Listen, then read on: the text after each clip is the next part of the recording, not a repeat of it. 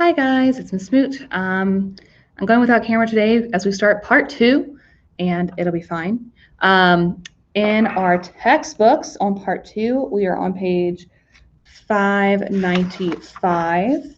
And this is the part of where we actually have the return of Odysseus. He has finally gotten back home. We get to hear about how, and then I'll pause some things and we'll talk about it as we go. It'll be a good time. Ready? Here we go. From the Odyssey, Part 2, by Homer, translated by Robert Fitzgerald. Epic poem. Background. The Greek concept of hospitality, xenia, was very important in Greek culture and plays a role in Odysseus' tale. Some scholars believe that this value is based on Greek religious belief. Since the Greek gods could take multiple earthly forms, there was always the possibility that the stranger at the door was a god in disguise. Thus, Greeks opened their homes to strangers. In Part 2, as Odysseus returns home, it is clear that this cultural practice has created some problems. About the author.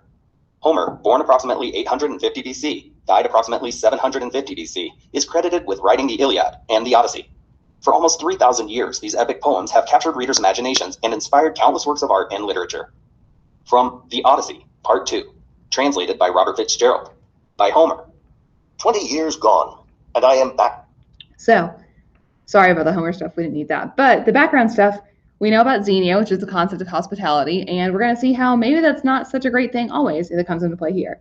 Now we start back with our story, 20 years gone, and I am back again. So a reminder that he's been gone 20 years, which is crazy, but now he's finally back home. Odysseus has finished telling his story to the Phaeacians. The next day, young Phaeacian noblemen conduct him home by ship. Remember, that is King Alcinous and his court who is helping him get home. He arrives in Ithaca after an absence of 20 years. The goddess Athena appears and informs him of the situation at home. Numerous suitors, believing Odysseus to be dead, have been continually seeking the hand of his wife Penelope in marriage, while overrunning Odysseus's palace and enjoying themselves at Penelope's expense. Moreover, they are plotting to murder Odysseus's son Telemachus before he can inherit his father's lands. Telemachus, who, like Penelope, still hopes for his father's return, has journeyed to Pylos and Sparta to learn what he can about his father's fate. Athena disguises Odysseus as a beggar and directs him to the hut of Eumaeus, his old and faithful swineherd. While Odysseus and Eumaeus are eating breakfast, Telemachus arrives. Athena then appears to Odysseus. So, to recap, we have Odysseus back home. He looks like a beggar and he looks old. You can see in the picture on page 595 what he looks like. So, he looks like that. No one can really recognize him. He goes to the house of his old swineherd, who's like a pig herder, Eumaeus, who's there to help him, and his son, Telemachus, or Telemachus, as this guy says, in a moment will appear, and they will actually get to see, like, he'll see his son for the first time, honestly, since he was a baby. He hasn't seen his son. Now his son is full grown. So let's see how this goes. From the air she walked, taking the form of a tall woman, handsome and clever at her craft, and stood beyond the gate in plain sight of Odysseus, unseen though by Telemachus, unguessed. For not to everyone will gods appear. Odysseus noticed her. So did the dogs who cowered whimpering away from her. She only nodded, signing to him with her brows, a sign he recognized. Crossing the yard, he passed out through the gate in the stockade to face the goddess. There, she said to him, "Son of Laertes and the gods of old, Odysseus, master of landways and seaways, dissemble to your son no longer now. The time has come. Tell him how you together will bring doom on the suitors in the town. I shall not be far distant then, for I myself desire battle." Saying no more. So, she's telling Odysseus, hey, it's time to reveal yourself to your son and reveal what you need his help doing, taking down these suitors. I'll be nearby and I will help because I love a good fight. Remember, she is the goddess of wisdom, but also warfare. So she is more than happy to help out with the fighting. So she's about to turn him back into himself. Here we go.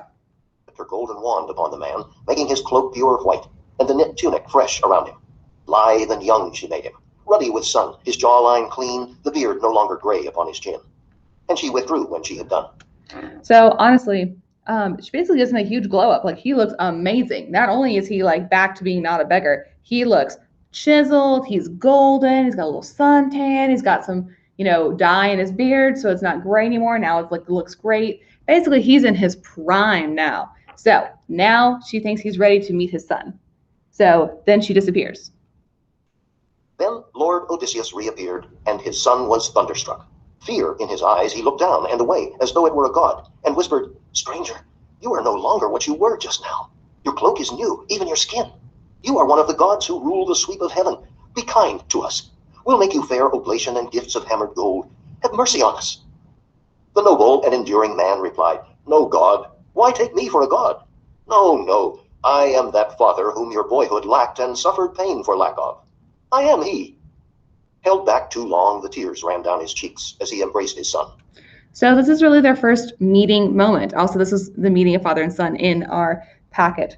But so it's their moment. They're seeing each other. He's like, "No, I am your father, and I've been gone for 20 years, and I've missed you, and you've suffered for that, but now I'm here." And he reaches out to hug his son, and Only Telemachus, uncomprehending, wild with incredulity, cried out, "You cannot be my father, Odysseus. Meddling spirits conceived this trick to twist a knife in me. No man of woman born could work these wonders by his own craft, unless a god came into it with ease to turn him young or old at will. I swear you were in rags and old, and here you stand like one of the immortals." And so as he reaches to hug his son, Telemachus is like, "No, there's no way you're my dad. You can't do that. Humans can't do that." So this is looking at the idea of Xenia, that, like, you have to be nice to guests, or else it might be a trick or a like test from the gods. This is what Telemachus is thinking. Like, no, you're some god who's come to trick me, and now you're going to pretend you're my dad, and like that's messed up. But it really is Odysseus. So now Odysseus is going to lay down the law. Odysseus brought his ranging mind to bear and said, "This is not princely, to be swept away by wonder at your father's presence. No other Odysseus will ever come, for he and I are one, the same. His bitter fortune and his wanderings are mine. 20 years gone, and I am back again on my own island. As for my change of skin, that is a charm Athena, hope of soldiers, uses as she will. She has the knack to make me seem a beggar man sometimes, and sometimes young, with finer clothes about me. It is no hard thing for the gods of heaven to glorify a man or bring him low." When he had spoken, down he sat. Then, throwing his arms around this marvel of a father, Telemachus began to weep. Salt tears rose from the wells of longing in both men, and cries burst from both as keen and fluttering as those of the great taloned hawk whose nestlings farmers take before they fly. So helplessly they cried, pouring out tears. All right, I'm stopping right there for a second. So Odysseus sees his son, is like, "No, there's no way you're my dad. Like, there's no way. You must be some guy." Like, now this is not princely. Come on, act like a prince. You are one. You shouldn't be this astounded by your father's presence. And then he explains, "I really am your father. Athena's been helping me."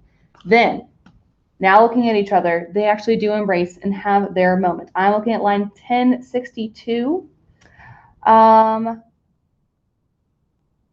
Cries burst forth from both as keen and fluttering as those of the great taloned hawk whose nestlings farmers take before they fly. So helplessly they cried, pouring out tears. So as they are hugging and embracing, the tears, they are falling with an epic simile, hint, hint, hint, maybe it's slowing down, might be important, are showing their true emotions about being separated, because they're not being compared to a reunion of a family. They're being compared to a great taloned hawk whose nestlings, or like whose little baby birds, farmers take before they fly. So their tears that they're crying aren't like, "Oh, yay, we're back together." It's the tears of how a hawk would cry when it realizes its children have been taken far too soon. So yes, they're happy they're together, but they're also crying for all the time that they've lost together. So helplessly they cried, pouring out tears. And might have gone on weeping so till sundown, had not Telemachus said, "Dear father, tell me, what kind of vessel put you here ashore on Ithaca? Your sailors, who were they? I doubt you made it walking on the sea." Then said Odysseus, who had borne the barren sea, "Only plain truth shall I tell you, child. Great seafarers, the Phaeacians, gave me passage as they give other wanderers. By night, over the open ocean, while I slept, they brought me in their cutter, set me down on Ithaca with gifts of bronze and gold and stores of woven things. By the gods' will, these lie all hidden in a cave. I came to this wild place, directed by Athena, so that we might lay plans to kill our enemies. Count up the suitors for me. Let me know what men-at-arms are there, how many men. I must put all my mind to it, to see if we too, by ourselves, can take them on, or if we should look round for help." Telemachus replied, "O father, all my life your fame as a fighting man has echoed in my ears, your skill with weapons and the tricks of war. But what you speak of is a staggering thing beyond imagining for me.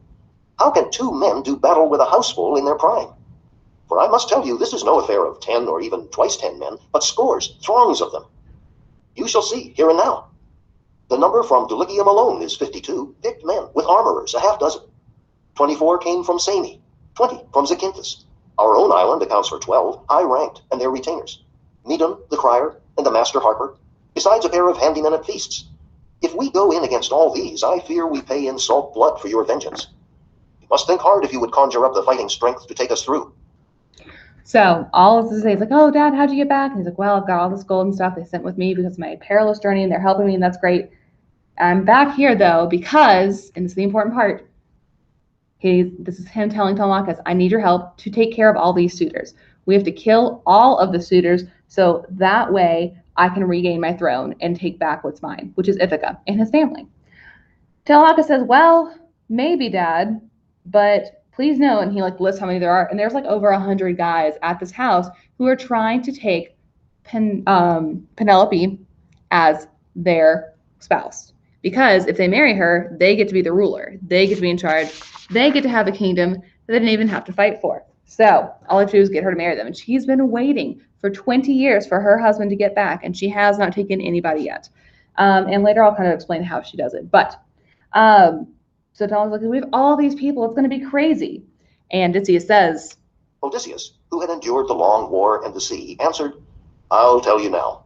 Suppose Athena's arm is over us, and Zeus, her father's. Must I rack my brains for more? So he's like, well, you really think we need help? What if we have Athena and Zeus? You think we'll need more than that? So he's telling Telemachus now, we also have to help the gods.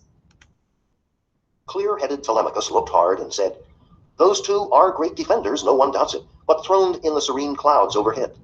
Other affairs of men and gods they have to rule over. And the hero answered, before long they will stand to right and left of us in combat, in the shouting, when the test comes.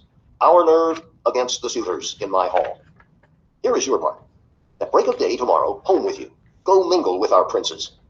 The swineherd later on will take me down the portside trail, a beggar by my looks, hangdog and old. If they make fun of me in my own courtyard, let your ribs cage up your springing heart, no matter what I suffer, no matter if they pull me by the heels or practice shots at me to drive me out. Look on. Hold down your anger. You may even plead with them by heaven, in gentle terms to quit their horseplay, not that they will heed you, rash as they are, facing their day of wrath. Now, fix the next step in your mind. Athena, counseling me, will give me word, and I shall signal to you, nodding. At that point, round up all armor, lances, gear of war left in our hall, and stow the lot away back in the vaulted storeroom. When the suitors miss those arms and question you, be soft in what you say. Answer, I thought I'd moved them out of the smoke. They seem no longer those bright arms Odysseus left us years ago when he went off to Troy. Here where the fire's hot breath came, they had grown black and drear. One better reason, too, I had from Zeus. Suppose a brawl starts up when you are drunk. You might be crazed and bloody one another, and that would stain your feast, your courtship. Tempered iron can magnetize a man. Say that, but put aside 2 broadswords and 2 spears for our own use. 2 oxhide shields nearby when we go into action.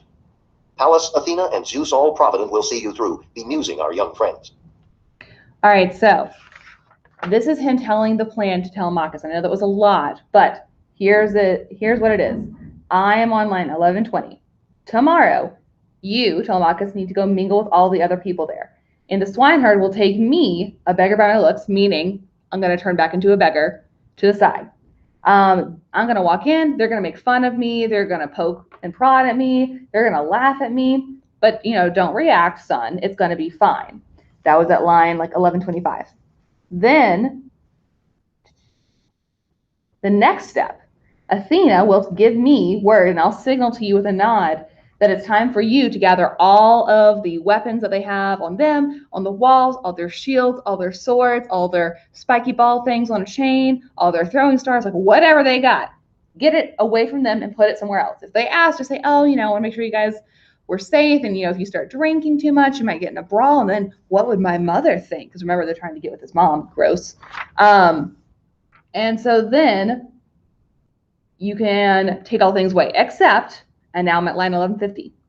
You need 2 broadswords and 2 spears for our own use and 2 oxhide shields. So we need each a sword, a spear, and a shield. So that way we can fight. And we'll have Athena and Zeus with us, and it'll be great. And here's one last step, my son. Now, one thing more. If son of mine you are and blood of mine, let no one hear Odysseus is about. Neither Laertes, nor the swineherd here, nor any slave, nor even Penelope.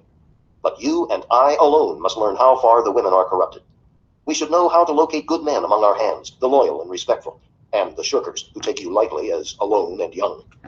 So his ending thing is, you can't tell anyone I am back. Not your grandfather, who's Laertes, because remember, Odysseus is son of Laertes, not the swineherd, not your mother. Nobody can know that I am back here.